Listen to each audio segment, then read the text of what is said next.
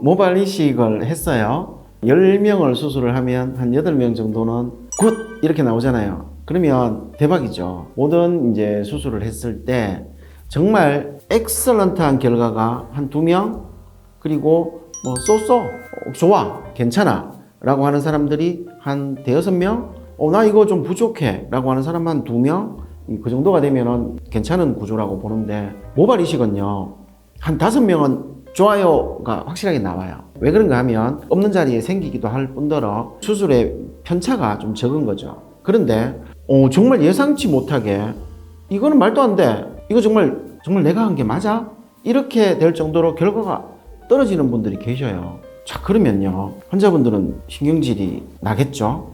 짜증이 나실 겁니다. 많은 비용을 들이고 그 고생을 하고 해서 했잖아요. 충분히 공감해요. 정말 고달프겠다, 고달플 것 같다, 내라도 짜증 날 것 같다 라고 생각을 하죠. 그러면 저희들이 말씀을 드리죠. 이렇게. 그러면 저희들이 이제 이 부분에 대해서는 뭐 새로 터치를 좀 해드린다든가 어떤 방법이라도 제가 할 수 있는 일을 하겠습니다 라고 말씀을 드려요. 그러면 대부분 보충 수술을 해드리든가 이렇게 이제 정리를 하죠. 하는데 막 신경질을 엄청나게 내시는 분이 계셔요.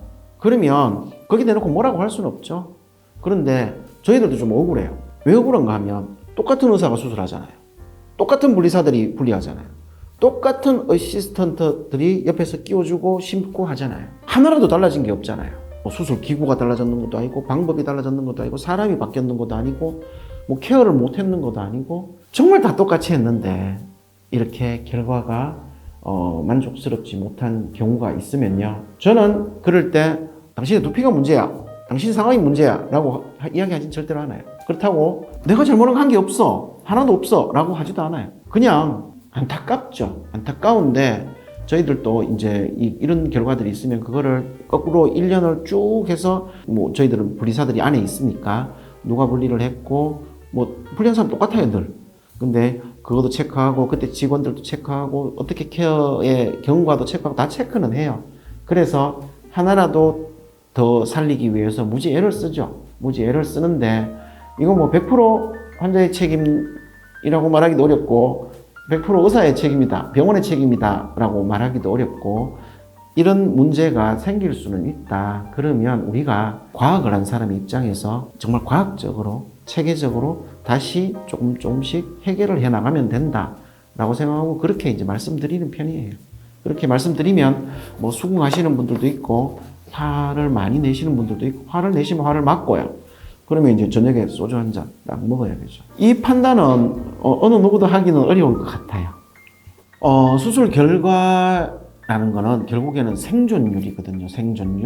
생존율에 영향을 주는 요소들은 어마무시 많아요. 제가 지금 딱 하나씩 처음부터 끝까지 다 말씀드리면 뭐 거의 1시간 동안 말씀드릴 수도 있는데 엄청 많아요. 엄청 많은데, 자 보세요. 모낭을 채취할 때 문제가 있을 수도 있고, 그 채취된 모낭을 다듬을 때, 분리할 때 문제가 있을 수도 있고, 그거를 심을 때 문제가 있을 수도 있고, 그리고 술후 케어에 문제가 있을 수도 있고, 환자 자체의 원인이 있을 수도 있어요. 그러면 이 하나하나의 모든 거를 다 저희들이 잡아가는 거죠. 요 앞부분, 앞단은 떼고 분리하고 걔들을 보존했다가 심고 처치하고, 이거는 저희들이 조절을 할 수가 있잖아요. 그러니까 하나라도 더 맞추려고 애를 쓸 수가 있어요. 근데 환자의 팩터는 어떻게 할 방법이 없어요. 그래서 이 부분에 대한 것들이 저희들한테 중요하거든요. 일단 곱슬이 굉장히 심한 사람들은 생존율이 좀 떨어져요. 아무래도 결과가 조금 못해요. 근데 생존율이 좀 떨어져도 머리카락은 더 많아 보여요. 왜냐하면 곱슬이면 더 많아 보이잖아요. 그래서 그런 문제가 있을 수 있고요. 두피가 굉장히 얇은 사람들은 생존율이 떨어져요. 아까 말씀드린 동반 탈락도 더 많다고 말씀드렸는데 생존율이 좀 떨어져요. 아무래도 두피가 너무 얇다는 거는 쿠션도 적고 혈액순환 자체도 떨어져 있다는 거거든요. 그런 분들은 저희들이 심을 때 미리 말씀을 드려요. 지금 두피가 너무 얇아서 내가 양끝 밀도를 줘서 심으면 혈액순환이 별로 좋지 않아서 생존율에 영향을 줄 것 같습니다. 제가 좀 펴서 심을게요. 간격을 좀 넓혀서 심을 거예요. 그걸 꼭 알고 계세요라고 해서 좀 하기도 해요. 이런 분들에서 결과가 조금 떨어질 수 있고요. 피부가 너무 끈적끈적한 사람들은 이 모낭염들이 조금 더 생기기 때문에 생존율이 좀 떨어질 수 있어요. 그 외의 요인은 사실은 뭐 저는 크게는 없다고 보는데, 그럼 이런 세 가지 경우에는 수술 안 해요? 안 할 수는 없잖아요. 그분은 두피가 얇은 거를 알고도 수술하고 싶은데, 그리고 수술한 결과를 만들어 드릴 수도 있는데, 그래서 결과가 친구분보다는 조금 못할 거예요 라고 말씀을 드리죠. 그럼 신경이 내리죠. 그렇다고 그분은 수술 안 할 수는 없잖아요. 그냥 다 하긴 하되, 그렇다는 걸 저희들이 미리 알고 이제 환자분하고 이야기를 조금 더 해야 되는 거죠. 보세요. 탈모가 막 진행이 되고 있어요. 다 빠지고 두피가 다 빠지면 두피가 얇아지잖아요. 그때 수술하면 생존율이 좀 떨어진다고 그랬잖아요. 그러니까 두피가 좀 두께가 있을 때, 쿠션감이 있을 때, 젊을 때 수술하는 게 더 유리해요. 꼭 다 빠지고 하지 말고, 저희들이 지금 심을까요? 나중에 심을까요? 라고 하면 말씀드리는 세 가지 이유 있잖아요. 첫 번째, 나중에 두피가 자꾸 위축되어서 얇아지면 생존율이 떨어지니까 지금 심어라. 두 번째, 말라고 10년간 스트레스 받다가 그 스트레스를 감내하고 그때 가서 심으려고 하냐. 지금 같은 비용을 내고 심으면 10년 더 쓰면 한 달에 2만 원만 내면 되는 건데, 그렇잖아요? 10년 쓸 거를 20년 쓰면 비용이 반으로 줄어드는 거와 같은 효과잖아요. 그런데 왜 그래 자꾸 미루냐라고 하는데, 비용 대비 효율이라든가 아니면 스트레스 받는 시간을 왜 감내할래, 이런 것들은요 개념적인 거고, 진짜 실제적인 이유는 두피가 위축되어서 얇아지면 생존율이 떨어지기 때문에 더 빨리 하는 게 더 유리해요. 그래서 모발 이식을 했을 때 결과가 조금 덜 좋을 사람들, 이런 분들은 제가 방금 말씀드린 세 가지 경우라고 보시면 돼요. 심한 경우에는요, 우리 흑인들 심잖아요. 모낭 뒤에서 떼서 분리해 놓으면 스프링처럼 이렇게 감겨 있어요. 요거 식모기에 끼우기도 무지 어려워요. 그래가지고 심어 놓으면 생존율이 툭 떨어져요. 그래서 그런 분들은 아예 당신 생존율은 50%밖에 안 될 거야 라고 이제 미리 말씀을 드리고 하죠. 요런 이유들이 생존율을 떨어지게 하고, 그렇게 하면 결과가 조금 못하게 만드는 요인들이에요. 조금 더 젊으면서 두피가 조금 더 두껍고 쿠션감이 좀 있으면서 뒷머리에 굵기가 너무 굵지도 않고 너무 가늘지도 않으면서 적당한 분이 계시잖아요. 이런 분들은 수술 결과가 훨씬 좋아요. 그러면서 직모, 머리카락이 좀 똑바른 경우에는 훨씬 더 심었을 때 저희들이 심기도 쉽고요. 그리고 심었을 때 결과도 깔끔하고요. 그리고 훨씬 더 좋은 결과가 나오는 거죠. 이 문제는요, 이제 탈모는 계속 진행한다.